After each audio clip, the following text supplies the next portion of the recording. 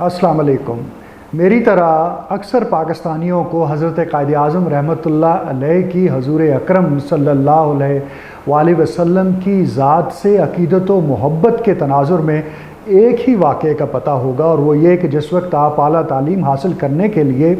انگلستان تشریف لے گئے تو وہاں انہوں نے تمام یونیورسٹیز میں سے لنکنز ان کا انتخاب اس لیے کیا کہ اس کی پیشانی پر حضرت محمد صلی اللہ علیہ وآلہ وسلم کا اسم گرامی دنیا کے سب سے بڑے قانون دان کے طور پر درج تھا۔ اس کے بعد آپ نے وہیں سے تعلیم حاصل کی۔ لیکن جب میں نے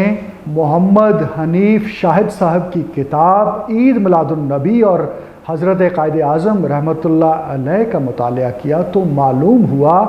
کہ آپ کی شخصیت، آپ کی زندگی سراپا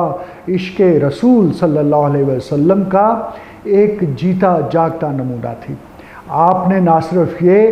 کہ وقف علی الاولاد کے حوالے سے جو ایک قانون تھا اس کو بڑی کامیابی کے ساتھ لڑا تھا، اور وائسرائے ہند نے اس کی توثیق کی تھی آپ کے دلائل سن کر، بلکہ اس کے علاوہ بھی بہت سارے ایسے قوانین جن کا مسلمانوں سے یا اسلام سے تعلق تھا، آپ نے اس کے لیے بھی بھرپور طریقے سے دلائل دے کر اس کی حقانیت کو بیان کیا تھا۔ اور سب سے بڑھ کر یہ کہ حضرت قائد اعظم رحمۃ اللہ علیہ نے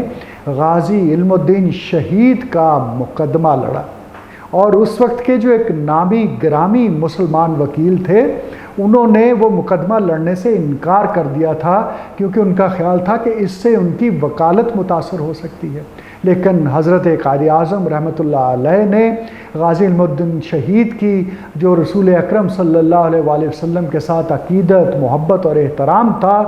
اس کو چار چاند لگا دیے کہ اس کی وکالت کے لیے کھڑے ہوئے۔ تو ایک عاشق رسول کی وکالت کا فریضہ بھی حضرت قائد اعظم رحمۃ اللہ علیہ نے سر انجام دیا تھا۔ پھر ایک مرتبہ مسلم اسٹوڈنٹس فیڈریشن کے طلباء، جس میں کتاب کے مصنف محمد حنیف شاہد صاحب بھی شامل تھے، وہ وفد ملنے گیا، اور وہاں کسی نے فرط جذبات میں کہا کہ قائد اعظم رحمۃ اللہ علیہ، آپ کے ساتھ مسلمانوں کی عقیدت اور محبت کا احترام کا عالم یہ ہے کہ وہ آپ کو مسیح موعود سمجھتے ہیں۔ یہ بات سن کر حضرت قائد اعظم رحمۃ اللہ علیہ ایک دم چونک اٹھے، اور انہوں نے وہیں پر سختی کے ساتھ کہا کہ ہرگز ایسا نہیں، ایسی اگر کوئی بات کہتا ہے تو اس کی تردید کیجئے۔ میں انتہائی گناہ گار انسان ہوں، اور اللہ تعالیٰ کی رحمت ہے کہ اس نے مجھ سے مسلمانان بر صغیر کے لیے یہ خدمت لینے کا یہ موقع مجھے عنایت کر دیا۔ تو حضرت قائد اعظم رحمۃ اللہ علیہ نے ایسے کسی بھی تاثر کی فوراً نفی کی، حتیٰ کہ آپ تو قائد اعظم اپنے آپ کو کہلانا بھی پسند نہیں فرماتے تھے کہ محمد علی جناح مجھے کہا جائے۔ تو مسلمانوں کا ان سے ایک محبت کا رشتہ تھا کہ جس نے انہیں the great leader, Quaid Azam بنا دیا، اور آج پوری دنیا انہیں قائد اعظم کہتی ہے۔ تو آپ جب یہ کتاب دیکھیں گے، اس کا مطالعہ کریں گے، تو آپ کو پتہ چلے گا کہ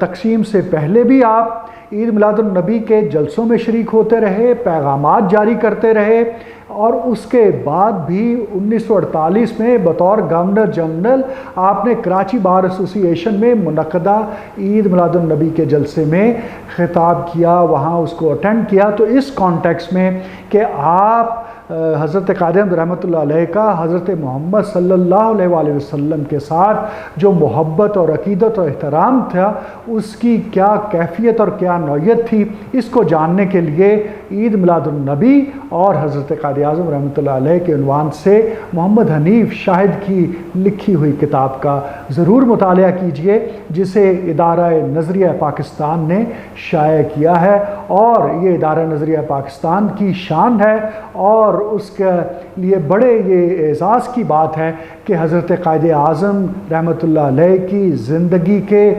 ایسے گوشوں کو